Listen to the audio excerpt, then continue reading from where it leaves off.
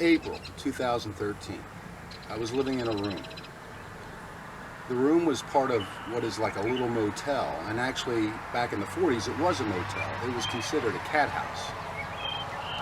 Anyways, while I was there was a guy that lived a few doors down from me, and he developed some kind of issue with me, a real issue. Sometimes on my way home, I could see the building from the street I was walking, and I could see him hanging around at the end of the building, waiting for me.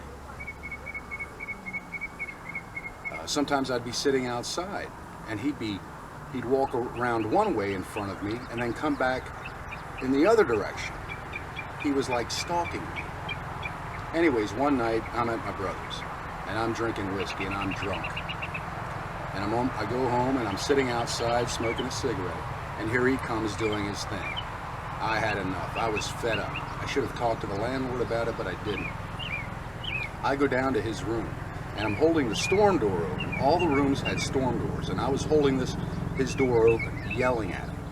In the course of my rant, he grabs me by the shirt like this, pulls, yanks me into his room. I fall flat on my face, and he proceeds to beat the crap out of me.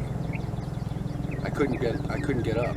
I remember looking around. I could see my feet dangling outside the door.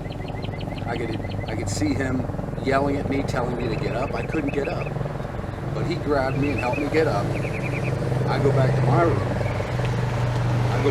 room and call 911. The cops show up.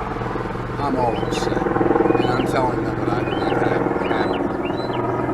Anyways, they go and talk to him to get his side of the story. They come back to me, and he told them that I went down there to burglarize him. I lose it. I'm drunk, I'm angry, I'm thinking the cops are against me, and I'm telling them I'm going to kick their asses. They arrest me, they put me in the back of the cruiser and take me to Central Booking. Anyways, while I'm there, my face is bleeding, my eyes bleeding, right around the eyebrow. The cops leave, and then they come back, and they offer to take me to the emergency room. I agree. They take me to the emergency room, and they stitch me up right around here, around the eyebrow. And I've settled down, and I'm telling the cop what I know actually happened. Anyways, I spend the night in Central Booking. I'm sent to the Lebanon County Prison. I'm there for a few hours, and my dad bails me out. I walk home, and I find out that I have to leave. They believe that I'm the one who started all this trouble. And I didn't handle it right. I shouldn't have done what I did. I admit that, and I came around to accept that. Anyways, I leave. I have to meet with a public defender, and I tell her my side of the story, and she gets all worked up and says, we're going to take this all the way to the Supreme Court if we have to.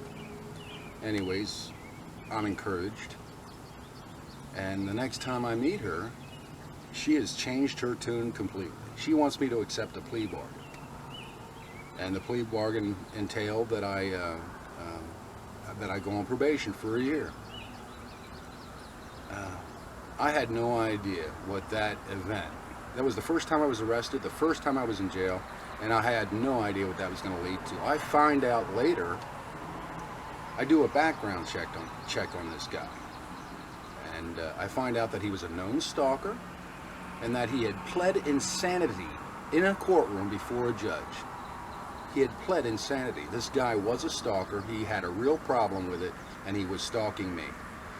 As I said, I didn't handle it appropriately, and I deserved some kind of punishment for what I did. But that guy got nothing, as far as I know. And that event led to an investigation, which led to me becoming a suspect in something so much larger. And it still continues to this day.